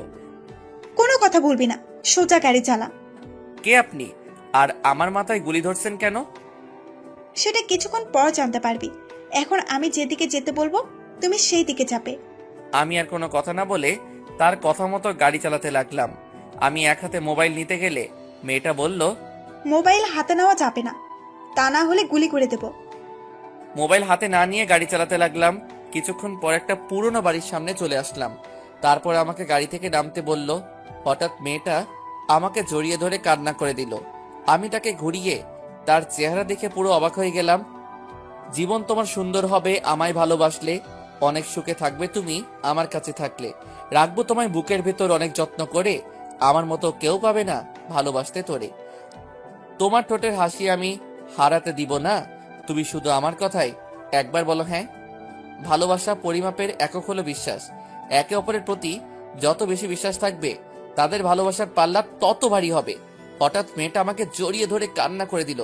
আমি তাকে ঘুরিয়ে তার চেহারা দেখে পুরো অবাক হয়ে গেলাম। ঠিকই ধরেছেন, সাদিয়া। আমি সাদিয়াকে ছেড়ে বললাম, আপনি কে আর আমাকে জড়িয়ে ধরেছেন কেন? রাসেল, আমি তোমার সাথে ইচ্ছে করে এরকম করি নাই। প্লিজ তুমি আমাকে ক্ষমা করে দাও। আপনি আমার নাম জানলেন কিভাবে আর আপনি কি করেছেন? তুমি সত্যি আমাকে চিনতে পারছো না? আমি তোমার সাদিয়া আর তোমার ভালোবাসা। আমি তো আপনাকে চিনি না। আমি এনামুলের সাথে কথা বলেছি, সে আমাকে বলছে তুমি নাকি স্মৃতিশক্তি হারিয়ে ফেলেছো। তারপরেও আমি তোমাকে সত্যি কথা বলবো। কি সত্যি কথা? নাদিমকে আমি আগে থেকেই দেখতে পারতাম না, কারণ নাদিম ছেলেটা ভালো না। শুধুমাত্র মামাতো ভাই বলে তার সাথে কথা বলছি। তো সত্যিটা কি সেটা খুলে বলুন। তোমাকে প্রথম যেদিন তোমার জন্মদিনে দেখি, সেদিন তোমাকে আমার ভালো লাগে, তাই নিজেই তোমার সাথে কথা বলছি। আস্তে আস্তে তোমাকে ভালোবেসে ফেলেছি। তুমি আমাকে প্রপোজ করলে, আমি অনেক খুশি হয়েছি। আমাদের রিলেশনের পর নাদিম বাংলাদেশে আসে। সে জেনে গেছে তোমার সাথে আমার রিলেশন আছে। তখন সে আমার ওয়াশরুমে ক্যামেরা ফিটিং করে, আমার গোসলের ভিডিও করে। তারপর আমাকে ভিডিও দেখিয়ে বলে আমি যদি তোমাকে তার হাতে তুলে না দিই তাহলে আমার গোসল করা ভিডিও নেটে ছেড়ে দেবে। তুমি তো জানো আমার বাবা একজন এমপি। যদি তার মেয়ের এমন কিছু নেটে দেখে মানুষ, তাহলে আব্বু পরিবেশে মুখ দেখাতে পারবে না। তাই নিজের ইজ্জত আর বাবার সম্মানের কথা চিন্তা করে নাদিমের কথায় রাজি হয়ে গেলাম। ওই দিন তোমাকে আমি গুলি করি নাই, গুলি করেছে নাদিম। তোমাকে মেরে বাসায় গিয়ে অনেক কান্না করছি। নিজের চোখের সামনে তোমার মরণ দেখে আমি অনেক কষ্ট পেয়েছি। কিছুদিন পর নাদিম জানতে পারলো তুমি বেঁচে গেছো। তাই নাদিম এতদিন একটা পুরোনো বাড়ির ভেতরে আমাকে আটকে রেখেছে। নাদিম বাইরে বের হতো না। আজকে সকালে নাদিম আমার রুমে ঢুকে ওয়াশরুমে ঢুকে ফ্রেশ হতে। ওয়াশরুমে ঢোকার আগে তার মোবাইল এবং রুমের চাবি আমার বিছানায় রেখে গেছে। আমি চাবিগুলো হাতে নিয়ে দেখি 2টা চাবি। তারপর একটা খুলে নিজের কাছে রেখে দিলাম। নাদিম ওয়াশরুম থেকে বেরিয়ে চাবি আর মোবাইল নিয়ে বাসা থেকে বেরিয়ে গেছে। তারপর আমি নিজের কাছে চাবিটা দিয়ে রুমের দরজা খুলে বাইরে এসে দেখি আশেপাশে কেউ নেই। আপনারা হয়তো বলবেন 2টা চাবি থেকে একটা রেখে দিলাম, নাদিম দেখলো না। আসলে একই তালায় 2টা চাবি ছিল, আরো অনেক চাবি ছিল সাথে, তাই নাদিম বলতে পারলো না। বাসা থেকে বেরিয়ে এসে নিজের বাড়িতে যেতেছিলাম। আমি নিজের মুখটা ঢেকে যাচ্ছিলাম। হঠাৎ রাস্তার পাশে দেখি এনামুল দাঁড়িয়ে আছে। তার কাছে গিয়ে তোমার কথা জিজ্ঞাসা করলাম এবং আমার সাথে কি হয়েছে সব খুলে বলছি। তারপর সে বলল তুমি নাকি আজকে অফিসে গেছো, তাই তোমার অফিসের সামনে যেতে লাগলাম। হঠাৎ দেখি তুমি গাড়ির ভেতর থেকে আমার দিকে তাকিয়ে আছো। তাই আমি কিছু মেয়ের ভেতরে ঢুকে শপিং মলের ভেতরে ঢুকে গেলাম। যখন দেখলাম তুমি গাড়ি দাঁড় করিয়ে ভেতরে আসতে লাগলে, তখন আমি শপিং মলের ভেতরে একটা দোকানে লুকিয়ে থাকলাম। যখন তুমি সামনে চলে গেলে, তখন আমি শপিং মল থেকে বেরিয়ে একটা খেলনা পিস্তল নিয়ে তোমার গাড়ির পাশে লুকিয়েছিলাম। তারপর কি হলো তুমি তো জানো। নাদিম এখন কোথায় আছে সেটা তুমি জানো? আমি জানতে পারলাম নাদিম অবৈধ ব্যবসা করে এবং আমেরিকা তার এক বন্ধু আছে। তার নাম জানো কি? ও মনে পড়ছে, ওর নাম আকাশ। আকাশের বাবা বাংলাদেশে থেকে সবকিছু করে আর তারা দুজনে আমেরিকা পাচার করে। বুঝতে পারছি। তোমাকে একটা কথা বলি, আমার কিছুই হয় নাই। আমি মনে করছি তোমার সাথে অভিনয় করে নাদিমকে ধরবো। কি তুমি সত্যি বলছো? সত্যি বলছি। আর নাদিম যখন মোবাইলটা তোমার পাশে রেখে ওয়াশরুমে গেছে, তখন তুমি তার মোবাইল থেকে ভিডিওটা ডিলিট করে দিলে না কেন? তার মোবাইল লক ছিল। নাদিমকে এখন কোথায় পাওয়া যাবে সেটা তুমি বলতে পারবে?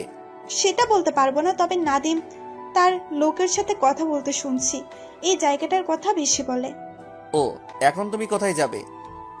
আমি তো এখন বাসায় যেতে পারবো না, যদি নাদিমের লোক আমাকে দেখে ফেলে। সমস্যা নেই, তুমি এখন থেকে আমাদের বাড়িতে থাকবে।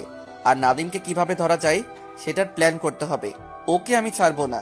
তারপর সাদিয়াকে নিয়ে বাসায় চলে আসলাম। বাসায় এসে কলিং বেল চাপ দিলাম। আম্মু এসে দরজা খুলে দিল। আমার সাথে সাদিয়াকে দেখে বলল, মেয়েটা কে রাসেল? আম্মু, ওর নাম সাদিয়া আর আমি ওকে ভালোবাসি। খুব সুন্দর মেয়েটা, আমার অনেক পছন্দ হয়েছে। তোমার বাসা কোথায়? জি আন্টি, আমার বাসা এখানে। আমি বর্তমান এমপির মেয়ে। কি, তুমি এমপির মেয়ে? আসো ভিতরে আসো। ভিতরে ঢুকে আম্মুকে সব খুলে বললাম। তুমি কোনো চিন্তা করো না মা, রাসেল সব ঠিক করে ফেলবে। তোমার যতদিন মন চায় থাকবে। ঠিক আছে আন্টি। আন্টি কাকে বলছো? এখন থেকে আম্মু বলে ডাকবে। রাসেল সাদিয়াকে তোর পাশের রুমে নিয়ে যা। ওকে আম্মু। তারপর সাদিয়াকে নিয়ে আমার পাশের রুমে নিয়ে গেলাম। আজ থেকে তুমি এই রুমে থাকবে। রাসেল, আমার মনে হয় তুমি এখনো আমাকে ক্ষমা করো নাই। তোমার উপর রাগ হচ্ছে, তুমি আমাকে সব খুলে বললে না কেন? আমি ভয়ে কিছু বলতে পারি নাই। ঠিক আছে, আমি তোমাকে ক্ষমা করে দিচ্ছি। এখন ফ্রেশ হয়ে আসো। ঠিক আছে। আমি আমার রুমে চলে আসলাম। রুমে এসে এনামুলকে ফোন দিলাম। তার সাথে কিছু কথা বলে ওয়াশরুমে ঢুকে ফ্রেশ হয়ে সাদিয়ার রুমে গেলাম। রুমে ঢুকে সাদিয়ার দিকে তাকিয়ে দেখি গোসল করে তোয়ালে পেঁচিয়ে আছে শরীরে। সাদিয়াকে এভাবে দেখে চোখ ফিরাতে পারছি না। সাদা ধবধবে দেহটা। আমাকে এভাবে তাকিয়ে থাকতে দেখে সাদিয়া বলল, এভাবে তাকিয়ে কি দেখো? তোমাকে দেখি, ইচ্ছে করছে তোমাকে জড়িয়ে ধরে কিস করি। তোমাকে কেউ ধরে রাখছে? তুমি চাইলে করতে পারো। বিয়ের আগে আমি কিছু করতে চাই না। আর তুমি এভাবে দাঁড়িয়ে আছো কেন? শরীরটা কেমন খারাপ লাগছে, তাই গোসল করে ফেললাম। কিন্তু এখানে তো আমার জামা কাপড় নেই, কাউকে ডাকতে পারছি না। তুমি যে রুমে আছো এটা রাইসার রুম। আলমারিতে রাইসার জামা আছে, ওখান থেকে একটা জামা গায়ে দাও। ঠিক আছে। ওকে, তুমি জামা গায়ে দিয়ে নিচে আসো, আব্বু বাসায় আসছে। হুম। আমি আর কোনো কথা না বলে নিচে চলে আসলাম। নিচে এসে দেখি আব্বু আম্মু খাবার টেবিলে বসে আছে। আমাকে একা দেখে আম্মু বলল, কিরে তুই একা কেন? সাদিয়া মা কোথায়? আসতেছে। সাদিয়াকে আসলে দেখতে পাবে। কিছুক্ষণ পর সাদিয়া নিচে আসলো। এসে আমার পাশে একটা চেয়ার টেনে বসলো। সাদিয়াকে দেখে আব্বু বলল, তুমি এমপি রফিকুলের মেয়ে না? জি আঙ্কেল। আঙ্কেল কি বাবা বলে ডাকবে? বাবা বলে ডাকবে মানে? রাসেল আর সাদিয়া দুজন দুজনকে ভালোবাসে, কিন্তু সাদিয়ার একটা সমস্যার কারণে এই বাসায় কিছুদিন থাকবে। কি সমস্যা? এখন খাবার খাও, আমি তোমাকে রুমে গেলে সব খুলে বলবো। তারপর সবাই খাবার খেতে লাগলাম। আম্মু সাদিয়াকে নিজের হাতে খাইয়ে দিতে লাগলো। সাদিয়া খাচ্ছে আর কান্না করছে। কি হয়েছে মা, তুমি কান্না করছো কেন? আমার কথা ভীষণ মনে পড়ছে। কান্না করো না, সব ঠিক হয়ে যাবে। তারপর তুমি বাসায় যেতে পারবে। খাওয়া দাওয়া করে রুমে চলে আসলাম। রুমে এসে বিছানায় শুয়ে মোবাইল টিপতে লাগলাম। হঠাৎ এনামুল ফোন দিল। বল। তুই একটু বাইরে আসতে পারবি? তোর সাথে কিছু কথা আছে। ঠিক আছে, আমি আসছি। তুই কোথায় আছিস? আমার গোডাউনে চলে আয়।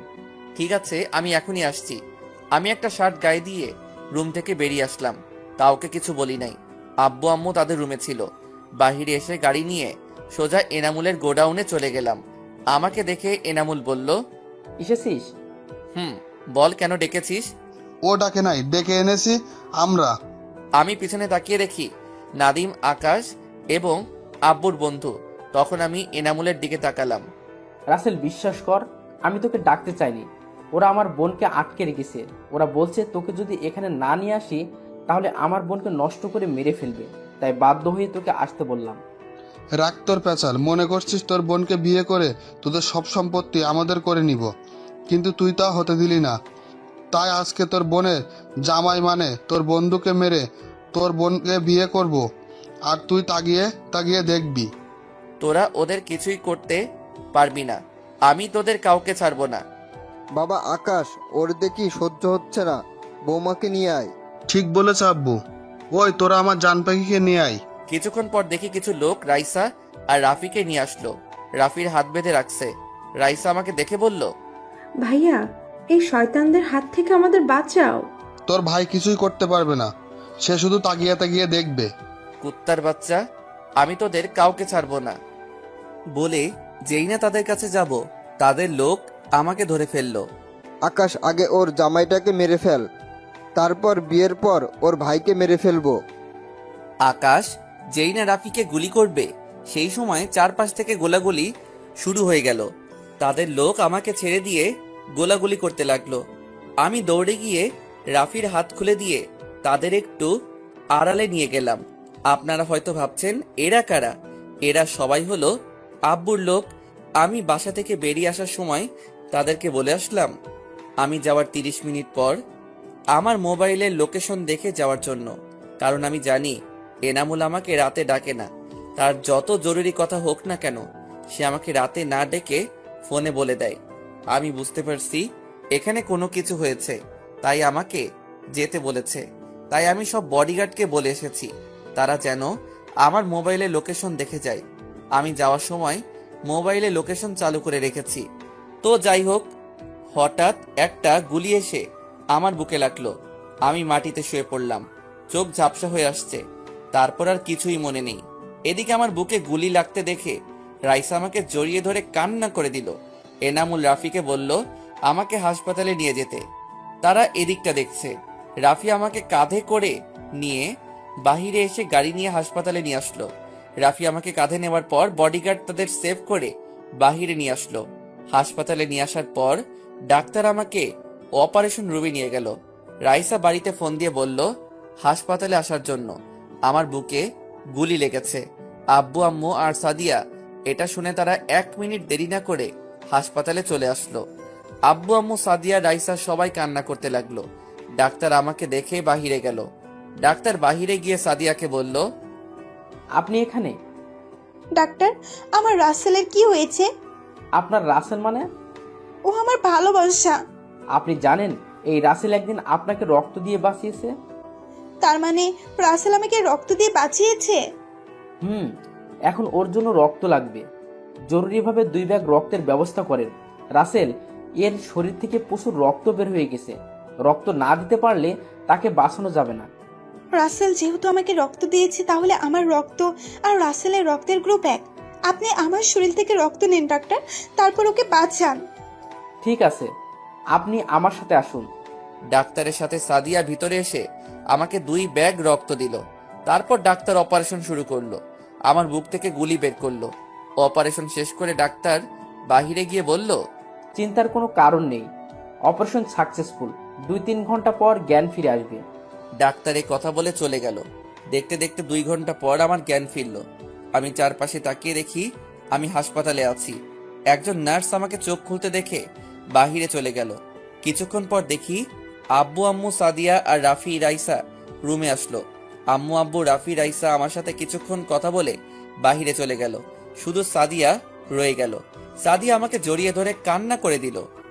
এই পাগলি, কান্না করো কেন? যদি তোমার কিছু হতো তাহলে আমি কাকে নিয়ে বাঁচতাম? আমার তো কিছু হয় নাই। আল্লাহ চায় না তোমার কাছ থেকে আলাদা করতে। হঠাৎ এনামুল কেবিনে ঢুকলো। কিরে, এখন তোর কি অবস্থা? মোটামুটি ভালো। ওই দিকের খবর কি? 3 মেরে টুকরো টুকরো করে বস্তায় ভরে নদীতে ভাসিয়ে দিছি, আর তাদের অবৈধ সব গোডাউনে আগুন ধরিয়ে দিছি। ঠিক করছিস। আমাদের লোকের কিছু হয়েছে? কেউ মারা যায় নাই, 4-5 জন আহত হয়েছে। আর এই নে নাদিমের মোবাইল। ওদের মোবাইল ভেঙে ফেলেছি, শুধু নাদিমের মোবাইল নিয়ে এসেছি। এটাও ভেঙে ফেল। সিম কার্ড এবং মেমোরি কার্ড সব কিছু ভেঙে ফেল। এনামুল মোবাইলটা পুরো ভেঙে ফেললো। 3 দিন পর আমাকে বাসায় নিয়ে গেল। আমি এখন মোটামুটি সুস্থ। সাদিয়ার সেবায় এখন আমি পুরোপুরি সুস্থ হয়ে গেছি। এখন আমি বাসর ঘরের সামনে দাঁড়িয়ে আছি। আব্বু আম্মু এমপির সাথে কথা বলে আমার বিয়ে ঠিক করলো। খুব ধুমধাম করে বিয়েটা সেরে ফেললাম। বিয়েতে বড় বড় নেতারা এসেছে, এনামুল আরো অনেকে। আমি রুমে ঢুকে দরজা লাগিয়ে বিছানার সামনে গেলাম।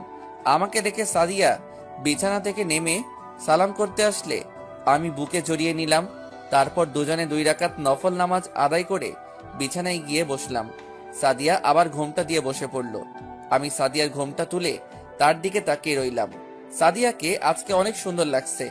আমি এক নজরে তাকিয়ে থাকলাম। শুধু তাকিয়ে থাকবে, বাসর করবে না? আজকে শুধু তোমাকে দেখব। আজকে অনেক সুন্দর লাগছে তোমাকে। কেন?